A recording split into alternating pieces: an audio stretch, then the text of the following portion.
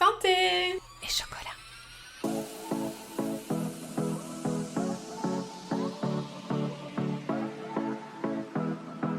Bonjour et bienvenue dans Santé et chocolat, le podcast qui sème les graines d'une vie plus saine tout en gourmandise, où j'aborderai avec vous la nutrition selon une approche métabolique et holistique. Je suis Céline Faustin, diététicienne nutritionniste depuis 2005, spécialisée dans le rééquilibrage alimentaire avec des notions de psychonutrition et de micronutrition.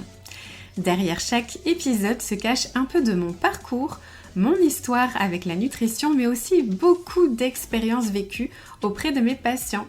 La compréhension du fonctionnement de votre métabolisme est une notion essentielle à mes yeux et je vous le partage ici dans ce podcast. D'ailleurs, j'aborderai les thématiques comme la perte de poids, la productivité, la prévention santé, le sucre, des sujets qui me passionnent et qui sont la base de mes accompagnements. Seule ou avec des invités, je vous partagerai mes conseils simples et applicables instantanément dans votre quotidien. En toute sérénité, vous allez acquérir les connaissances dont vous avez besoin pour vous permettre de vous sentir bien dans votre corps, votre esprit et votre assiette. Installez-vous confortablement, prenez votre boisson préférée et un petit carnet. Je vous souhaite la bienvenue et une belle écoute. Bienvenue dans ce nouvel épisode de Santé et chocolat. Aujourd'hui, on va parler d'un sujet qui fait peur à énormément de personnes, le cholestérol. Et je pense que si vous écoutez cet épisode, c'est peut-être parce que à un moment, vous avez fait une prise de sang, vous avez vu une petite étoile à côté de votre cholestérol total, de votre LDL, parfois de vos triglycérides, où c'est écrit en gras, et immédiatement, vous avez eu cette sensation de danger. Parce que dans notre imaginaire collectif, le cholestérol égale artère bouchée. Cholestérol égale infarctus. Cholestérol égale il faut arrêter les œufs, le beurre, les graisses, le fromage et manger le plus light possible. Sauf que cette vision est beaucoup trop simpliste. Et aujourd'hui, j'ai envie de vous dire quelque chose d'important. On a été mal informés pendant des années. Pas forcément parce que votre médecin, votre diététicienne, votre cardiologue ou votre entourage ont voulu vous mentir, mais parce qu'une grande partie du discours nutritionnel moderne s'est construite sur une idée très réductrice. Le gras serait dangereux, le cholestérol serait l'ennemi, et si vos artères se bouchent, ce serait parce que vous mangez trop gras. Sauf que l'histoire est beaucoup plus complexe que ça. Et dans cet épisode, je veux justement vous emmener derrière le décor, dans les coulisses. Parce que cette peur du cholestérol ne sort pas de nulle part. Elle s'est installée notamment à partir des années 50 avec les travaux d'Ansel Keys, un chercheur américain, qui a fortement contribué à associer graisse alimentaire, cholestérol et maladies cardiovasculaires. On va reparler de cette histoire ensemble parce que c'est vraiment passionnant et super intéressant de comprendre ça. Et surtout, elle montre à quel point on peut parfois construire des recommandations de santé publique sur une lecture incomplète, orientée par rapport à la réalité. Parce que oui, pendant des années, on a pointé du doigt les graisses, mais pendant ce temps, on a beaucoup moins parlé du sucre, de l'insuline, de l'inflammation, du stress chronique, de l'hypertension, du tabac, du manque d'oméga 3 ou de mouvement, notamment de la qualité des membranes cellulaires aussi, ou encore de la thyroïde. Et c'est précisément là que le sujet devient intéressant. Parce que le cholestérol en soi n'est pas un poison. Votre corps en fabrique tous les jours. Votre foie en produit. Vos cellules en ont besoin. Et si votre corps fabrique du cholestérol, c'est pas parce qu'il veut vous boucher vos artères, c'est pas parce qu'il vous veut du mal. C'est parce que le cholestérol, il est indispensable à votre vie. Il sert à fabriquer vos hormones, comme le cortisol, comme les œstrogènes, la progestérone ou la testostérone. Il participe aussi à la synthèse de la vitamine D. Le cholestérol, il est aussi nécessaire à la fabrication de la bile, donc pour bien digérer les graisses. Et il rentre aussi dans la structure de vos membranes cellulaires. Et il participe aussi au bon fonctionnement de votre système nerveux. Donc non, le cholestérol n'est pas une saleté qui circule dans votre sang en attendant de vous faire du mal. C'est une molécule vitale. Mais attention, Ça ne veut pas dire qu'un bilan lipidique perturbé ne veut rien dire. Ça ne veut pas dire qu'il faut ignorer un LDL élevé ou qu'il faut négliger une hypertension. Ou tout ce qui est antécédents familiaux, diabète, etc. Ce que je veux vous transmettre en fait dans cet épisode, c'est que le problème n'est pas simplement le cholestérol. Le vrai problème, c'est le terrain dans lequel circule le cholestérol. Est-ce que votre cholestérol, il circule dans un corps qui est inflammé, un corps qui est stressé, un corps qui est en résistance à l'insuline, avec une tension artérielle élevée ou qui manque d'oméga 3 ? Et en fait, c'est vraiment ça qui change tout, c'est ça qui fait toute la différence. Et pour vous l'expliquer, je vais utiliser un petit peu plus tard dans cet épisode, vous le verrez, une image très simple, l'image de la rivière. Parce qu'une artère, c'est pas un tuyau rigide dans lequel le cholestérol viendrait simplement se coller comme du calcaire dans une canalisation. Une artère, c'est une structure vivante. Elle est traversée par un flux sanguin, elle subit une pression, elle peut être inflammée, agressée. Et parfois, du coup, quand la paroi artérielle elle est abîmée, le corps ne reste pas sans rien faire. Il va envoyer une équipe de réparation. Mais je vous explique tout ça juste après. Donc la vraie question, c'est pas est-ce que j'ai trop de cholestérol ? La vraie question, c'est pourquoi mon corps envoie-t-il du cholestérol à cet endroit ? Pourquoi mes artères sont agressées ? Pourquoi mon cholestérol LDL s'oxyde ? Pourquoi mon corps n'arrive pas à réguler correctement ? Et du coup, j'ai un bilan lipidique déséquilibré dans mon bilan sanguin. Et souvent, la réponse, vous allez voir, elle n'est pas dans l'assiette. Elle n'est pas dans ce que vous mangez. Souvent, elle est liée à la glycémie, le stress, l'hypertension, l'inflammation ou même la thyroïde. On va en parler. D'ailleurs, je vous partagerai un morceau de mon histoire personnelle dans cet épisode parce que moi aussi, j'ai eu du cholestérol et moi aussi, on m'a proposé des statines. Je les ai refusées dans mon contexte à moi, évidemment, avec mes connaissances, mes analyses, mon terrain, mon choix personnel. Attention, c'est pas une invitation à faire pareil. Chaque personne est différente, chaque contexte médical est différent.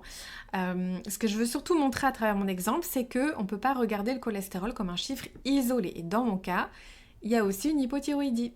Et on sait qu'une thyroïde qui fonctionne au ralenti peut favoriser une augmentation de cholestérol. Donc parfois, au lieu de se demander uniquement comment faire baisser le cholestérol, je pense qu'il faut aussi se demander pourquoi il est monté. Et est-ce qu'on regarde vraiment au bon endroit ?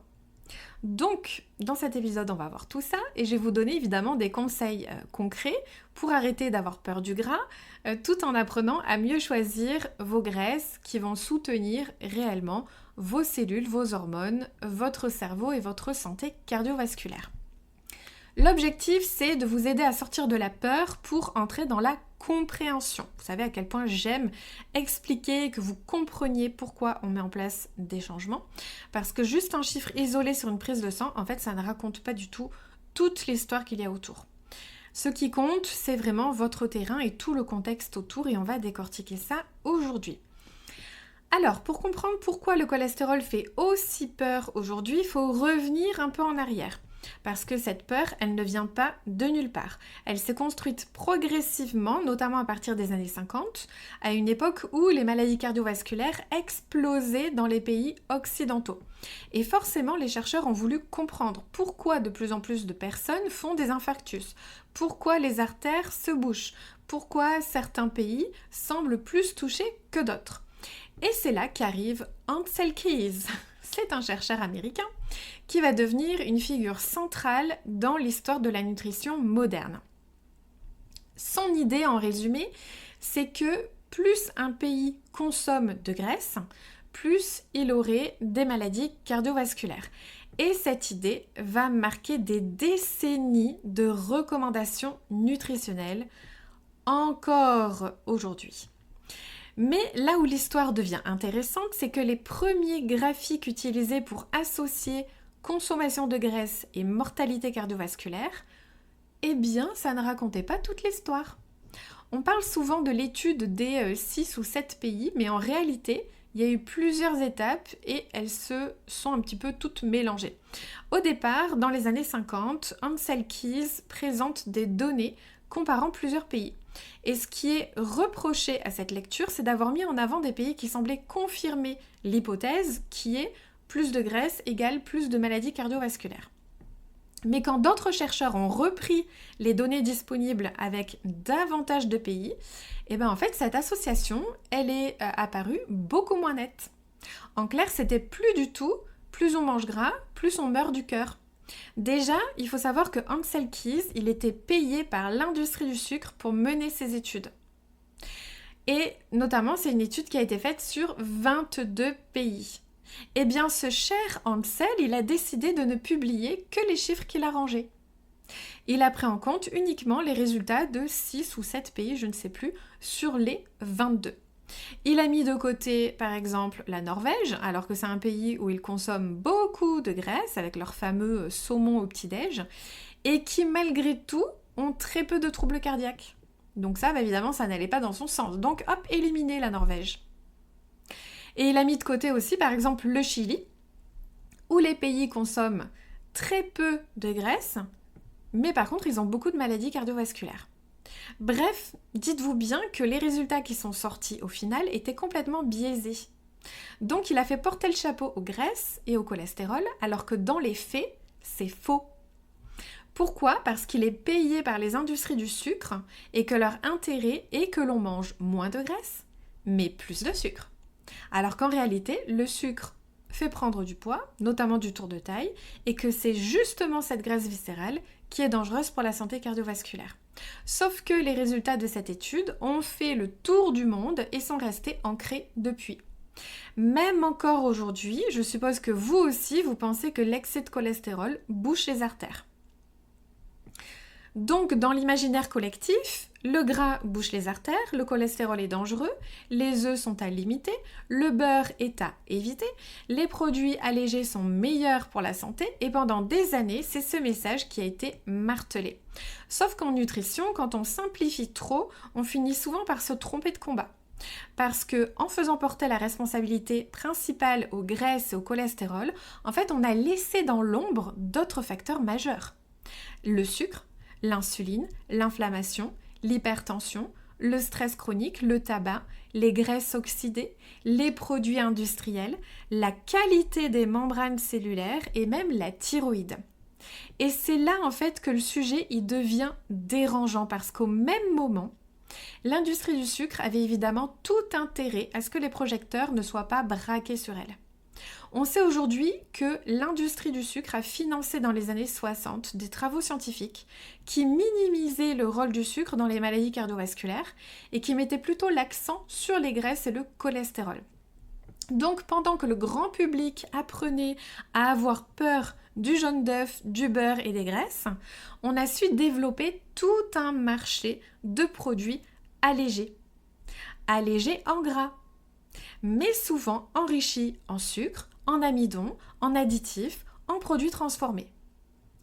Le problème, c'est pas de dire que certains marqueurs lipidiques peuvent être associés à un risque cardiovasculaire. Le problème, c'est d'avoir transformé une question complexe en slogan du type « le cholestérol est mauvais, le gras est dangereux, il faut manger light pour protéger son cœur ». Et c'est cette vision-là que je veux déconstruire aujourd'hui dans cet épisode parce que le corps humain ne fonctionne pas comme ça. Le cholestérol n'est pas une erreur de fabrication. Votre corps, il ne va pas produire du cholestérol par accident. Il en produit parce qu'il en a besoin. Et d'ailleurs, c'est une question que l'on devrait toujours se poser avant de vouloir faire baisser à tout prix son cholestérol. Pourquoi mon corps produit-il du cholestérol ? À quoi ça lui sert ? Pourquoi, dans mon cas précis, mon bilan lipidique dans mon bilan sanguin est-il perturbé ? Parce que le problème, c'est pas l'œuf que vous mangez. Le problème, c'est le terrain inflammatoire de votre corps. C'est votre glycémie qui est instable. C'est votre tension artérielle qui est trop élevée. Ou votre thyroïde qui fonctionne au ralenti. Donc avant même de parler de faire baisser le cholestérol, en fait, il faut juste changer la question. La vraie question, c'est pas comment faire baisser mon cholestérol, c'est pourquoi mon cholestérol est élevé. Et donc, c'est ce que je vais vous expliquer par la suite. Pour revenir, je vais faire une petite parenthèse, parce qu'il y a une idée qui m'est venue tout à l'heure, c'est quand j'ai dit que le sucre, en fait, augmentait le risque cardiovasculaire, parce que manger beaucoup de sucre, notamment boire beaucoup de boissons sucrées, etc., dans le quotidien, ça peut créer un foie gras. Le foie gras, la première cause de mortalité du foie gras, c'est une maladie cardiovasculaire. Et on n'a pas un foie gras parce qu'on mange gras. On a un foie gras parce qu'on mange trop de sucre de mauvaise qualité et que le foie ne sait pas les utiliser, donc il va les transformer sous forme de graisse. D'ailleurs, un foie gras, si vous regardez le foie gras qu'on mange à Noël par exemple, à votre avis, avec quoi sont nourris les oies et les canards pour fabriquer un foie gras? Avec des céréales. Voilà, tout est dit. Alors, maintenant on va parler de l'intérêt du cholestérol pour le corps. Pourquoi votre corps, il en fabrique? Parce que, oui, votre corps fabrique lui-même une grande partie de votre cholestérol. Plus de 80% de votre cholestérol, c'est vous-même qui le fabriquez. Vos cellules, c'est pas juste des petites briques rigides. Vos cellules, elles ont une membrane, c'est-à-dire une sorte d'enveloppe qui doit rester souple, fluide, pour laisser passer des messages, pour laisser passer des hormones, pour laisser passer des nutriments, des signaux. Et le cholestérol participe en fait à cette fluidité, puisque la membrane de nos cellules, elle est faite de graisse. Donc ce cholestérol, il permet à certaines protéines de s'ancrer dans la membrane cellulaire, notamment au niveau de ce qu'on appelle les radeaux cellulaires. Je vais vous donner un exemple concret, par exemple les récepteurs à l'insuline. L'insuline, c'est l'hormone qui permet de faire rentrer le sucre, le glucose dans les cellules. Mais pour que le message de l'insuline soit bien reçu, il faut que le récepteur fonctionne correctement. Et c'est pour ça que la membrane cellulaire doit être de bonne qualité.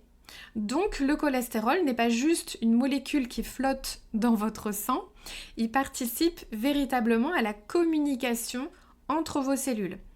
Aussi, il participe à la fabrication de vos hormones stéroïdiennes, donc cortisol, œstrogène, progestérone, testostérone. Il participe à la synthèse de la vitamine D, de la bile, je l'ai dit tout à l'heure. Et il participe aussi à la structure du système nerveux, notamment avec les gaines de myéline qui entourent les neurones. Donc quand on dit le cholestérol est mauvais, déjà on part mal. Le cholestérol, il n'est pas mauvais, il est vital. La vraie question, c'est pas comment supprimer le cholestérol, c'est encore une fois pourquoi il est élevé. Alors quand on parle de cholestérol, on imagine souvent une artère comme un tuyau. Un tuyau dans lequel le cholestérol viendrait se déposer petit à petit comme du calcaire dans une canalisation. Mais c'est pas la bonne image parce qu'une artère, c'est pas un tuyau rigide. En fait, une artère, c'est une structure vivante. Elle est traversée par du sang. Elle reçoit une pression, elle se contracte, elle se dilate, elle réagit à l'inflammation, au stress oxydatif, à la glycémie, donc le taux de sucre dans votre sang. Cette artère réagit aussi au tabac, à l'hypertension. Et c'est là où je vais vous introduire l'image de la rivière. Imaginez une rivière avec un courant très fort. Si vous observez les roches au bord de la rivière, voyez qu'elles sont un petit peu modelées par la force de l'eau. L'eau en circulant va exercer une pression et cette pression, elle est encore plus forte aux endroits où le courant doit bifurquer, changer de direction ou contourner un obstacle. Et bien au niveau des artères, c'est un peu la même chose. Votre sang circule en permanence et à chaque bifurcation, à chaque endroit où le flux sanguin change de direction, il y a une pression mécanique qui s'exerce sur la paroi artérielle. Si cette pression elle est normale, si la paroi elle est souple, si le terrain il est sain, le corps y gère. Mais si la tension artérielle elle est trop élevée, si les vaisseaux sont inflammés, si la glycémie elle est instable, si le terrain il est oxydatif ou si les membranes elles sont fragilisées, alors cette pression peut favoriser des micro-lésions au niveau de la paroi des artères. Et là, le corps, votre corps, il va vous dire « Tiens, je vais boucher l'artère juste pour l'emmerder. » Le corps, il fait ce qu'il sait faire. En fait, il essaye de réparer. Donc, quand il voit qu'il y a ces micro-lésions au niveau de la paroi artérielle, eh bien, il va envoyer une équipe d'intervention. Dans cette équipe, il y a des plaquettes, de la fibrine, des globules blancs, des cellules musculaires lisses et aussi du cholestérol.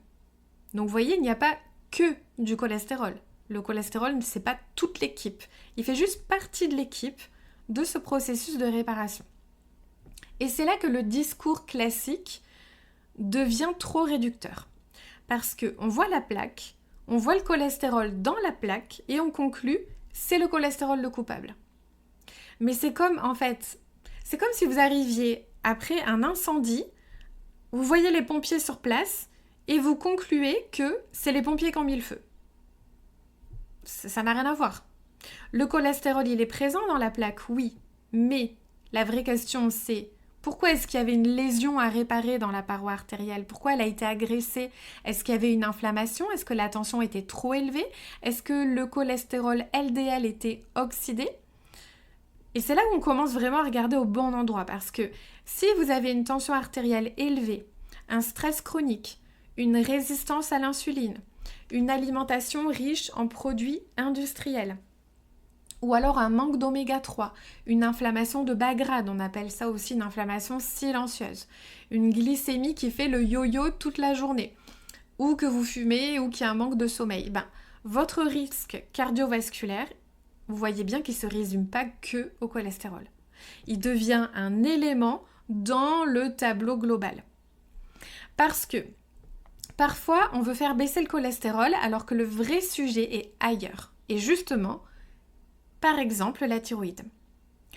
J'en parle dans un instant parce que je vais vous partager mon histoire personnelle par rapport à ça.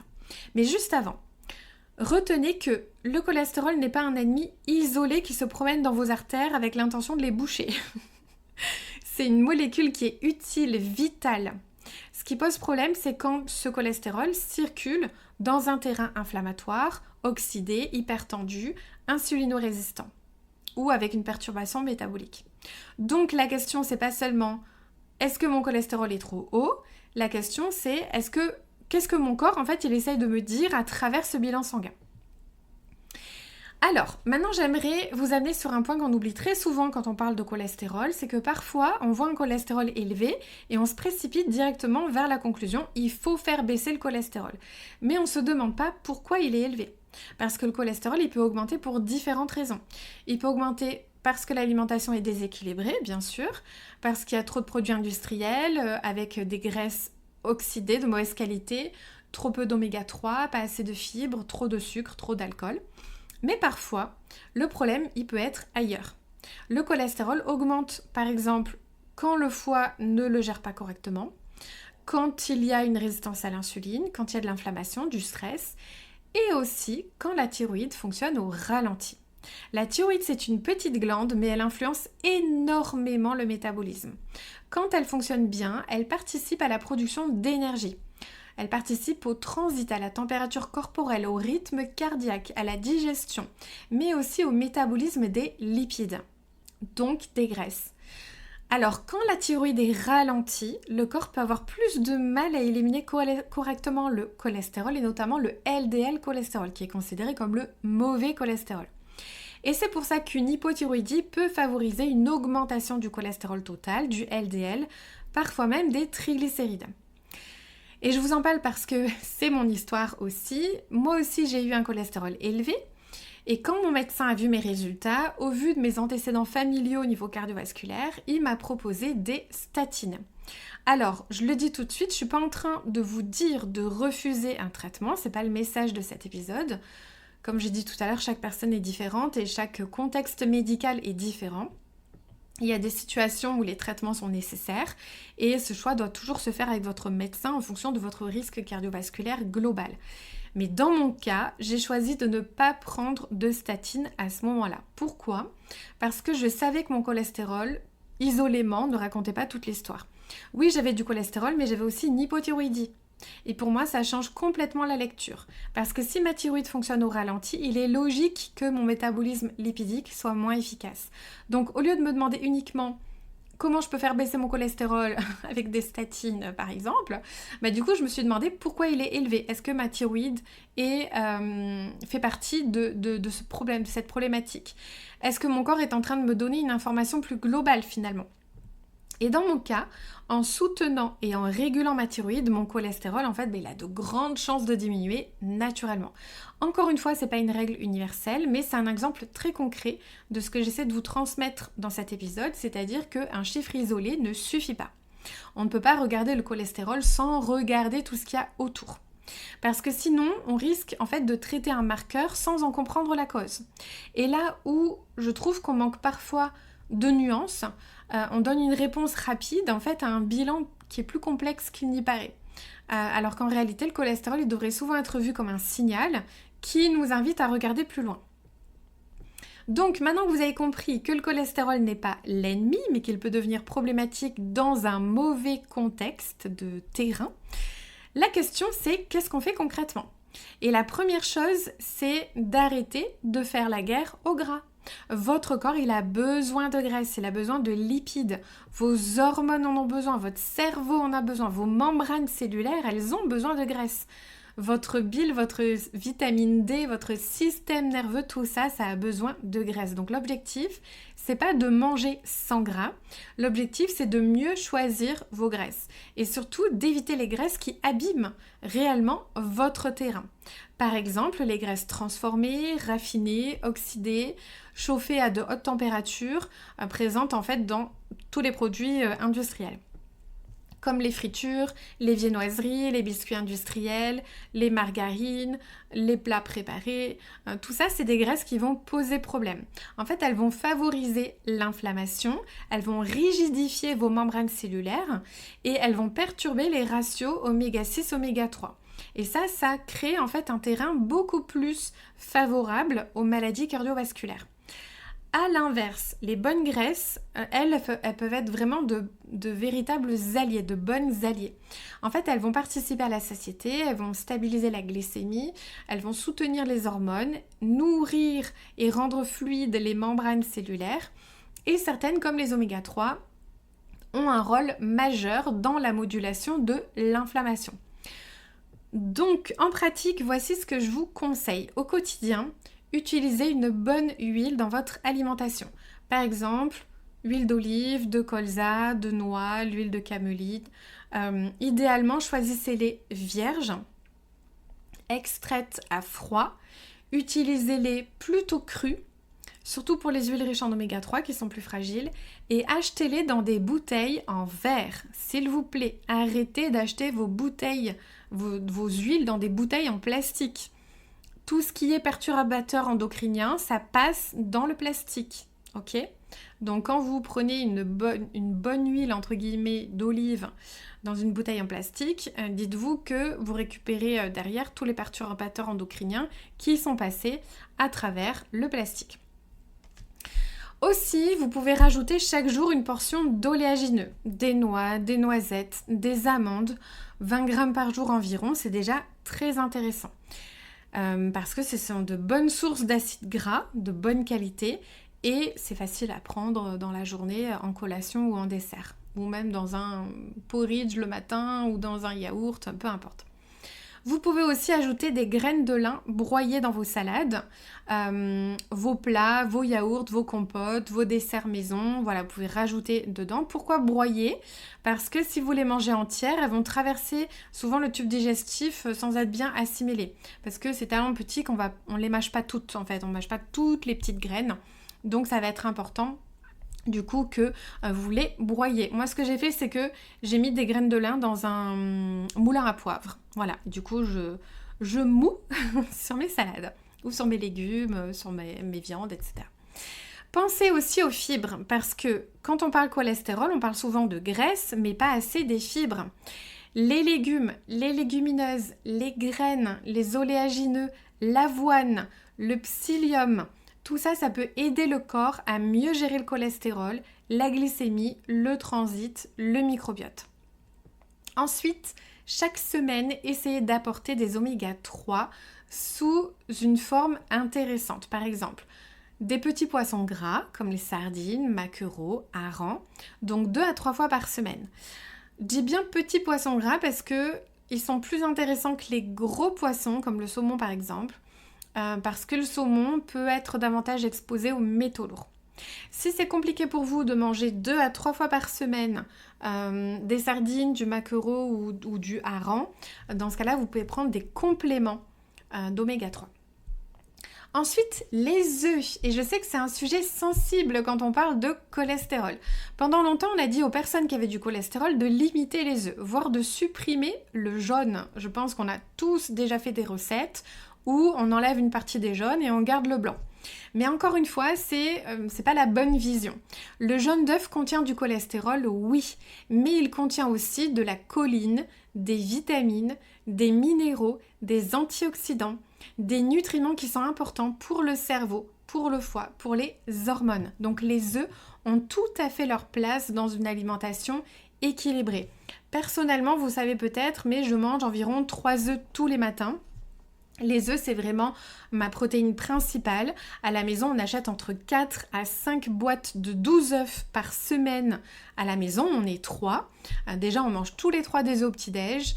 Il y a une boîte de 12 que je consacre pour faire des œufs durs, pour compléter ma protéine au repas, pour mettre dans les salades. Et puis, il y a des œufs que je mets dans des recettes, comme dans les quiches, les cakes, etc. Ou les gâteaux pour les goûters de ma fille. Il y a même un médecin qui m'avait dit, lors d'une formation sur la résistance à l'insuline, que les dernières études montraient qu'il n'y avait aucun problème à manger 6 à 7 œufs par jour. Ok? Donc si on vous dit, tu as du cholestérol, les œufs t'en manges que 2 ou 3 fois par semaine, c'est que c'est encore sur les anciennes recommandations qui sont faussées à cause de la fausse étude de Ansel Keys. Voilà, parce que mine de rien, ça perdure et les médecins, les diététiciens d'aujourd'hui ont toujours ces idées reçues dans leur formation.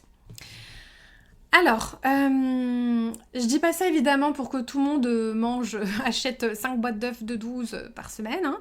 C'est juste pour vous montrer que consommer des œufs de bonne qualité, notamment nourris aux graines de lin avec le label bleu blanc cœur, ça ne pose vraiment pas de problème. C'est la même chose pour les viandes. Si vous consommez de la viande, privilégiez la qualité. On va limiter les morceaux gras, on va préférer le filet, le blanc, le pavé ou l'escalope. Plus on est proche de l'os, plus la viande est grasse, pour vous dire.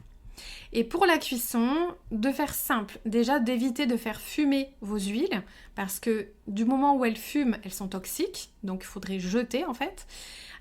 Éviter les cuissons agressives à haute température. Pour cuire, je vous conseille des graisses plus stables à haute température, comme l'huile de coco ou le ghee. Le ghee, en fait, c'est du beurre clarifié qu'on trouve en magasin en bio ou qu'on peut faire soi-même. Et gardez bien en tête que l'huile de coco ou le ghee, ça ne doit pas devenir votre seule source de graisse. Vous avez aussi besoin d'huile de colza, des noix, des graines, des poissons gras, de l'avocat par exemple. Voilà, c'est toujours une question de diversité. Et surtout, évitez les produits industriels autant que possible. Parce que souvent, le vrai problème, c'est pas le gras naturel qui vient de votre assiette. Le problème, c'est le combo moderne. Graisse oxydée, sucre raffiné, farine blanche, additif, manque de fibres, manque d'oméga 3, lié à du stress, un manque de sommeil et de la sédentarité. Là, c'est vraiment ce combo qui abîme votre terrain de santé. C'est pas l'avocat et c'est pas les œufs que vous allez manger. Donc ne cherchez pas à manger moins de gras, cherchez à manger de meilleures graisses dans une alimentation plus brute, plus riche en fibres, en oméga 3, qui est protectrice, qui sont protecteurs du coup de vos cellules. Et c'est pour ça que c'est comme ça en fait que vous allez prendre soin de votre terrain cardiovasculaire. Alors, pour conclure cet épisode, j'aimerais vraiment que vous reteniez le fait que le cholestérol, ce n'est pas votre ennemi. C'est une molécule vitale. Votre corps en fabrique parce qu'il en a besoin. Il participe à vos hormones, à vos membranes, à votre vitamine D, à votre bile, votre système nerveux, votre communication cellulaire. Donc non, le but, c'est pas de faire la guerre au cholestérol. Le but, c'est de comprendre pourquoi il est élevé. Parce que comme je l'ai dit, des fois ça peut être le reflet d'une alimentation trop industrielle, d'un manque de fibres, d'oméga 3, d'une résistance à l'insuline, d'une thyroïde ralentie ou d'un autre ensemble de facteurs. Donc au lieu de vous demander comment faire baisser mon cholestérol, demandez-vous qu'est-ce que mon corps m'envoie comme signal, qu'est-ce que ça veut dire. Parce que pendant des années, on nous a appris à avoir peur du gras, à avoir peur des œufs, à avoir peur du cholestérol, mais on nous a beaucoup moins appris à faire la différence entre les graisses naturelles et les graisses transformées, entre un cholestérol utile et un terrain inflammatoire, entre un chiffre isolé dans un bilan sanguin à un risque global. Donc en fait, une prévention cardiovasculaire, c'est vraiment une prise des informations dans la globalité.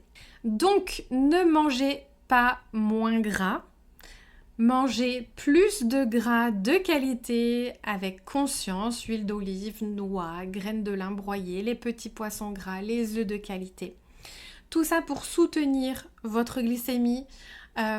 C'est aussi important de bouger, c'est aussi important de veiller à son sommeil, c'est aussi important de prendre soin de son stress et de surveiller votre tension. Votre corps, c'est un système vivant qui est global en fait.